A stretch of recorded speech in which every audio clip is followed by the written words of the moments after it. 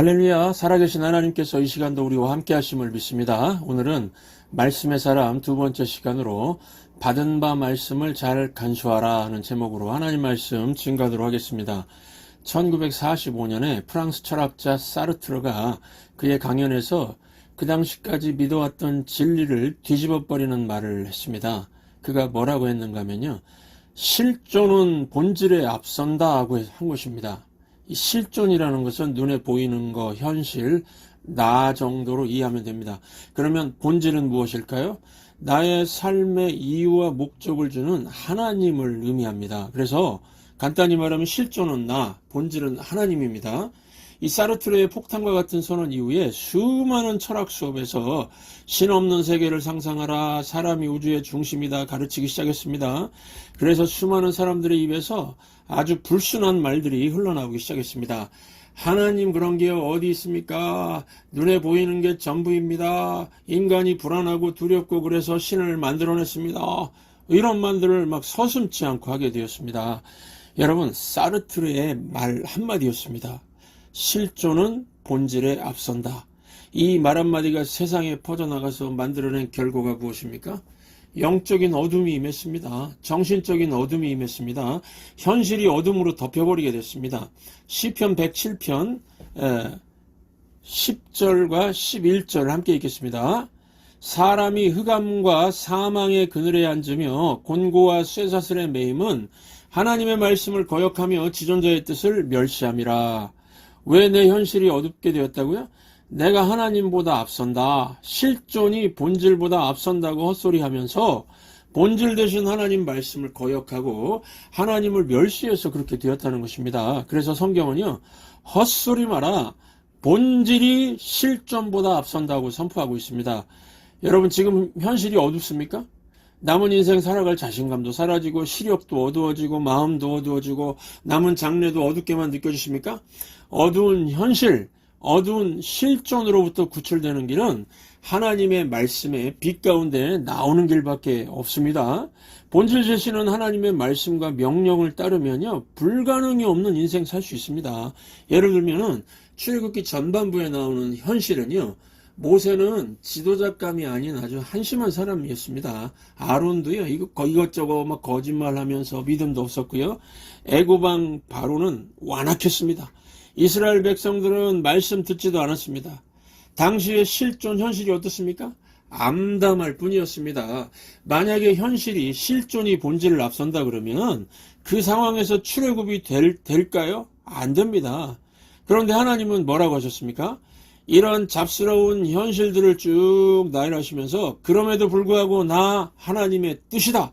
하나님의 약속이다. 이건 반드시 이루어진다고 하셨습니다. 제가 출애굽기 6장 13절 읽다가 이 본질 되시는 하나님의 강한 선포를 듣게 되었습니다. 내가 하면 된다. 이 음성이죠. 이 선포입니다. 이 구절 함께 읽겠습니다.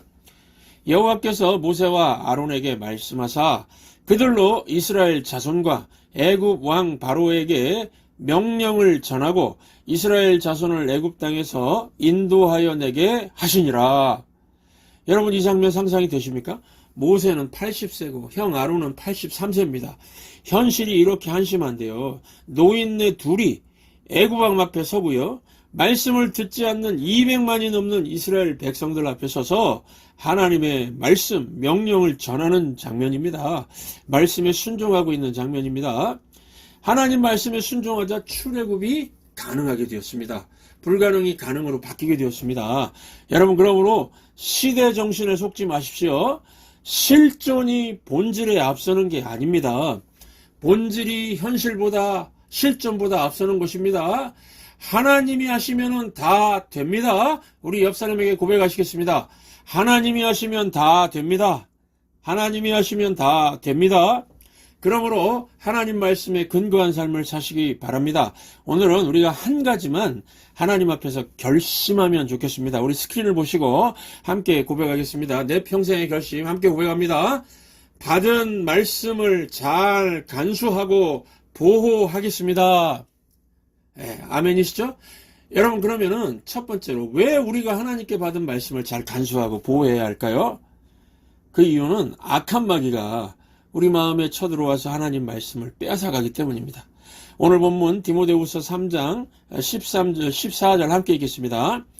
악한 사람들과 속이는 자들은 더욱 악하여져서 속이기도 하고 속기도 하나니 그러나 너는 배우고 확신한 일에 거하라. 너는 네가 누구에게서 배운 것을 알며. 무슨 뜻입니까? 악한 마귀가 우리 마음에 있는 말씀을 다 빼앗아가니까 빼앗기지 않으려면은 배우고 확실한 일에 거하라는 겁니다. 여러분, 악한 마귀가 우리 마음에서 말씀을 빼앗고 가라지를 심습니다. 가라지가 뭐냐면요, 마귀의 말입니다. 하나님 말씀도 있지만 마귀의 생각과 말도 있습니다. 사람들은 내가 말한다고 생각하는데 내가 말하는 게 아니고 들은 것을 말하는 겁니다. 내 마음속에 누가 심겨놓은 것을 말하는 겁니다. 그래서 사람들 얘기하는 거 들어보면은요, 저는 대충 알 때가 있습니다. 저 얘기는 누가 한 말을 하는 거구나. 무슨 책을 읽고 뭐 유튜브 보고서 누가 한 말 듣고 하는구나. 여러분, 제 말이 맞죠? 그런 경우가 많습니다. 내가 하는 말이 아니라 누가 한 말을 듣고 누가 이미 했던 생각이 내 마음에 새겨져서 그 생각과 그 말을 하는 겁니다. 마찬가지로 마귀도 사람 마음에 마귀 생각과 마귀의 말을 심어 놓는다는 겁니다. 그러니까 세상의 불확실한 말과 마귀의 생각을 심겨 놓고 그것을 말하게 만들면 그 마귀의 종 되는 겁니다.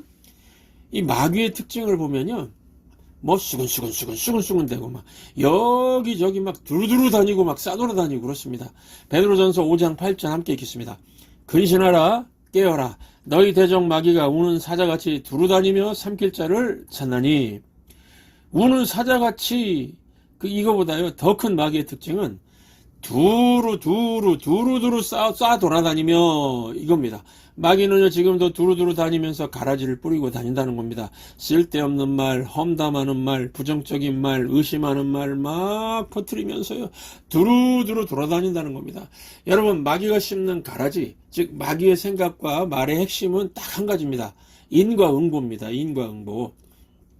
마귀는 모든 것이 다 이유가 있어야 되고 원인이 있어야 되고 까닭이 있어야 된다는 논리를 가지고 사람들 마음에 이 마귀 생각을 씹습니다. 예, 이런 생각 씹는 겁니다. 마귀 생각. 욥기서 1장 8절 9절 함께 읽겠습니다. 여호와께서 사탄에게 이르시되 네가 내 종 욥을 주의하여 보았느냐? 그와 같이 온전하고 정직하여 하나님을 경외하며 악에서 떠난 자는 세상에 없느니라. 사탄이 여호와께 대답하여 이르되 욥이 어찌 까닭 없이 하나님을 경외하리리까? 여러분, 지금 이 마귀의 논리가 무엇이죠? 하나님께 마귀가 뭐라고 하는 것입니까? 하나님, 욥이 신실하고 하나님을 잘 섬긴다고요? 에이, 그런 말씀 마세요. 하나님이 욥에게 재물도 주시고 건강도 주시고 자녀들도 주시고 잘 먹고 잘 살게 하니까 욥이 하나님을 잘 섬기는 것뿐입니다. 인과응보죠? 마귀는 항상 그렇습니다. 여러분, 지금도 마귀는요 이런 인과응보의 논리를 사람 마음에 심고 다닙니다. 설명되는 것만 맞다는 게 마귀 생각이고 마귀의 말입니다. 그런데 우리가 인생을 살면서 모든 것이 설명이 다 됩니까? 이해도 안 되고 공감 납득 안 되는 것도 많지요. 인생을 다 이해하고 사는 사람이 누가 있습니까? 하나님 말씀을 믿고 사는 거죠. 그런데 때로는 우리가 하나님 말씀을 믿고 따르는데 고난이 올 때가 있습니다. 질병도 오고 가난해지기도 하고 사업이 부도가 나기도 하고 믿었던 사람에게 배신을 당하기도 하고요. 이해가 안 되죠. 이거는 하나님께서 뭐라고 하시죠? 테스트다. 너를 더 성장시켜야 하고 더 잘 살도록 하기 위해 하는 테스트다. 이렇게 말씀하십니다. 그래서 하나님 말씀 딱 붙들고 끝까지 믿음 갖고 나아가면요, 테스트 통과하면은 이런 어려움 싹 사라져 버립니다. 결과가 좋습니다. 그런데 마귀의 말을 듣고 따르면 어떻게 될까요? 마귀는 사람을 망하게 하는 게 목적입니다. 그래서 마귀가 심은 가라지를 붙들면 망하는 겁니다. 예를 들어서 어떤 사람이 하는 말을 들으면 막 상태가 안 좋아집니다. 마음에 부정적인 생각이 듭니다. 교회 가기 싫어지고 기도하기도 싫어지고 이상하게 교인들 꼴보기도 싫고요. 그러면 그 사람은 마귀의 종로로 사는 겁니다. 그런데 반대로 어떤 사람 말을 들으면 슬픈 마음이 사라지고요. 지금 고통 중에 있는데 마음의 위로가 되고 마음이 굳건해집니다. 교회 오고 싶어지게 하고 하나님 앞에서 헌신하게 만들고 그러면 하나님 말씀을 전하는 사람인 겁니다. 그러니까 오늘 말씀 꼭 기억하고 사시기 바랍니다. 마귀는요 이번 한 주도 두루두루 다니면서 가라지를 뿌릴 것입니다.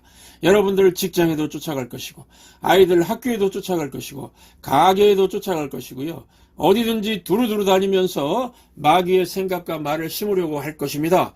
이거를 잘 알고 대비하시기 바랍니다. 그러면 두 번째로 악한 마귀가 우리 마음에 침투하지 못하도록 어떻게 대비하면 될까요? 마음의 성을 잘 쌓고 마음을 지켜야 되겠습니다. 잠언 4장 23절 함께 읽겠습니다.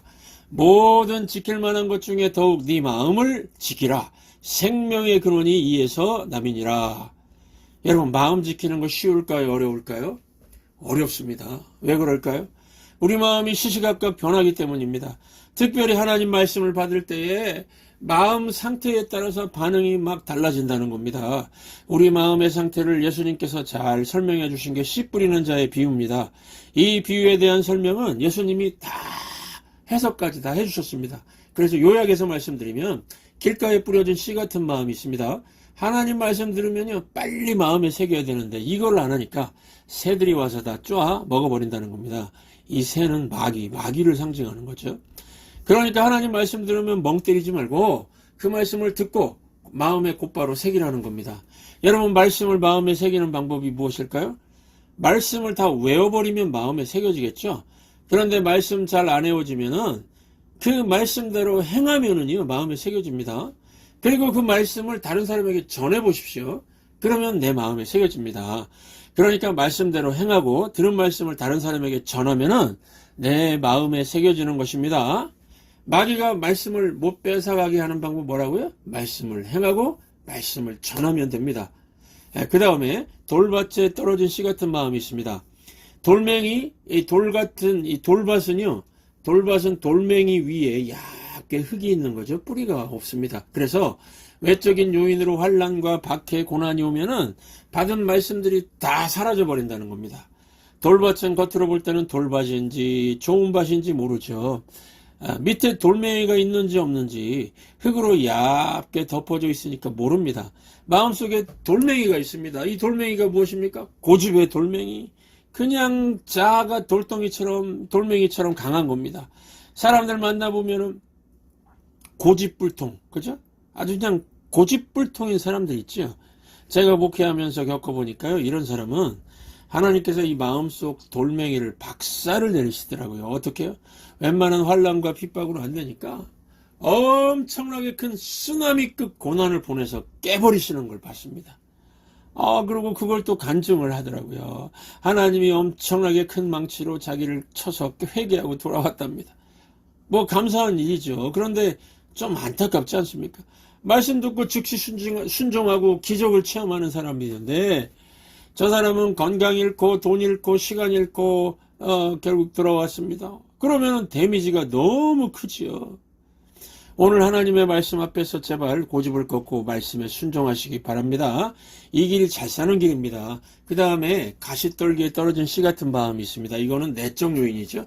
맨날 염려가 떠나질 않고 두려움이 떠나질 않고 욕심이 떠나질 않으니까 속이 복잡한 사람입니다.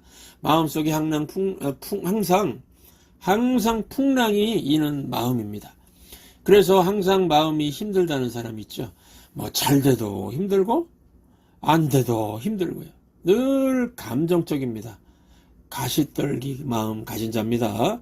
그러면은 30배, 60배, 100배 열매 맺는 좋은 땅은 무엇을 의미할까요? 마음속을 하나님 말씀이 지배한다는 겁니다. 여러분, 마음은 진공 상태로 둘 수 없습니다. 하나님 말씀이 차든지 마귀의 가라지가 차든지 그렇습니다. 그러므로 말씀으로 마음을 채우시기 바랍니다. 우리 마음에 하나님 말씀이 가득 차면 어떤 일이 벌어질까요? 하나님 말씀이 마음에 차 있으면 성령께서 더 큰 것을 보게 하십니다. 눈에 보이는 것이 다가 아니고 인생의 끝을 보게 하십니다. 지옥이 보입니다. 지옥을 봤는데 지옥으로 갈 사람이 누가 있겠습니까? 무엇을 먹을까, 무엇을 마실까, 무엇을 입을까 그러면서 살 사람이 누가 있습니까? 하나님의 심판대가 보이는데요. 오늘 뭐 먹을까가 그게 중요할까요? 다음 주에 어디 놀러 갈까가 그게 뭐가 중요합니까? 믿음을 붙드는 게 중요하죠. 마태복음 13장을 보시면 예수님께서 천국 비유를 말씀하시면서 결론적으로 그물 비유를 하셨습니다. 이 그물 비유는 하나님의 마음이 보이는 비유입니다. 여러분, 세상 사람들을 향한 하나님 마음이 뭔지 아십니까? 내가 나의 종들을 통해서 생명의 말씀을 전하면 나의 그물에 걸려다오, 걸려다오, 그겁니다. 목사가 설교하는 게 하나님의 말씀에 그물 던지는 거죠. 말씀에 그물 던질 때 그 말씀을 마음에 채우라는 겁니다. 어떤 사람들 말합니다. 나는 교회 10년 다녔어도 한 번도 은혜 받은 적이 없어. 목사가 무슨 말을 해도 내가 걸리나 봐라, 나 잡아봐라, 절대로 못 잡지롱, 그런 사람이 있다는 겁니다. 나는 무슨 설교 들어도 안 울고 무슨 설교 들어도 회개 안 해, 그런다는 겁니다. 반면에 어떤 사람은 그냥 예배 처음 왔는데 처음 설교 듣고 단 한 번에 그 말씀의 그물에 걸리는 사람이 있습니다. 얼마나 복받은 사람입니까? 저는 말씀의 그물에 좀 잘 걸리는 것 같습니다. 이게 최고의 복이라고 확신하고 있습니다. 저를 항상 지탱해 주는 말씀이 마태복음 11장 28절입니다. 저는 이 말씀의 그물에 늘 걸립니다. 우리 함께 읽겠습니다. 수고하고 무거운 짐진 자들아 다 내게로 오라, 내가 너희를 쉬게 하리라. 여기 수고는 내가 질 짐, 내 인생이 짊어질 짐이 수고고요. 무거운 짐은 내가 지지 않아도 될 짐입니다. 다시 말해서 남의 짐입니다. 그래서 우리 인생은 두 가지 짐을 져야 합니다. 내 짐은 내가 져야 되고 반드시 남의 짐을 져야 될 게 있습니다. 부모 같으면 자식의 짐도 좀 져야 되죠. 또 자식들은 부모의 짐도 좀 져야 되죠. 형제끼리 형제의 짐도 좀 져야 되고, 그거 없이 사는 사람이 누가 있겠습니까? 수고라는 짐, 무거운 짐 두 가지가 있습니다. 이거 무겁습니다. 그런데 예수님께 오면은 쉬게 해주신다는 겁니다. 이 시간 인생의 무거운 짐 때문에 숨이 차고 버거운 분들 계십니까? 이 말씀을 마음에 새기시기 바랍니다. 이 말씀이 들리는 순간 주님과의 동행이 시작이 될 것입니다. 말씀이 들린다는 것과 주님과의 동행은요, 같은 의미입니다. 이 주님과의 동행을 잘 설명해주는 그림 한 개 소개하겠습니다. 우리 슬라이드 보시기 바랍니다. 어떻습니까? 이 그림은 헬핑 핸드, 도와주는 손이라는 그림인데요. 동행의 능력이 뭔지를 보여주고 있습니다. 소녀를 보십시오. 자기가 노젓는 것 같이 보이죠? 옆에 있는 남자는 아버지라고 보기에는 많이 늙어 보이죠? 할아버지 같습니다.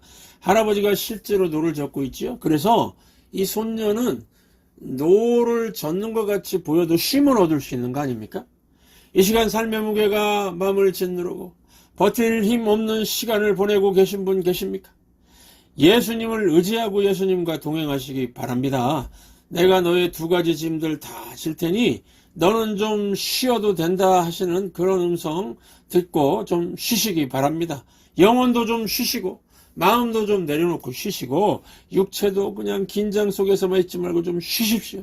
주님과 동행하면서 주님의 손에 그냥 얹고 가십시오. 주님의 능력의 손에 얹고 가십시오.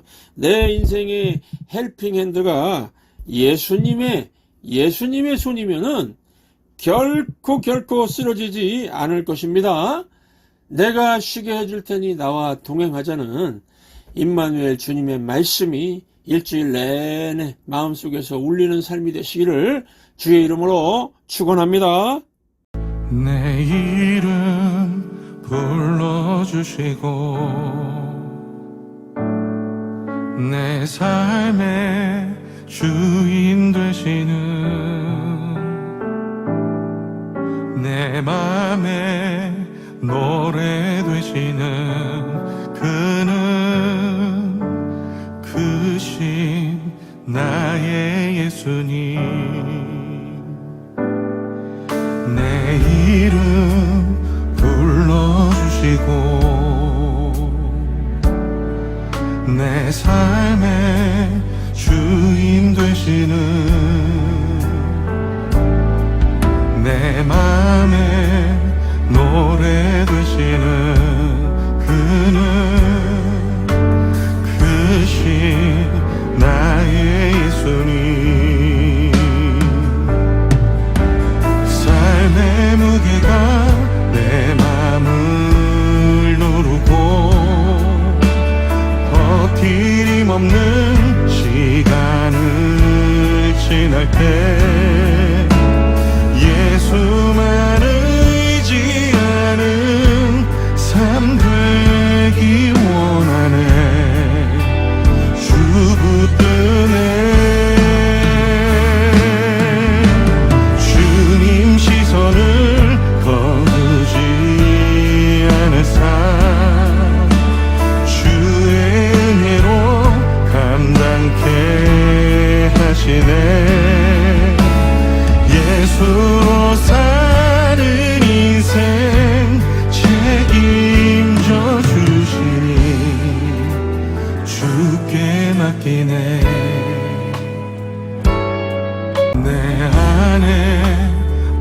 모든 염려는 절실한 기도들이라 답답한 현실 속에서 주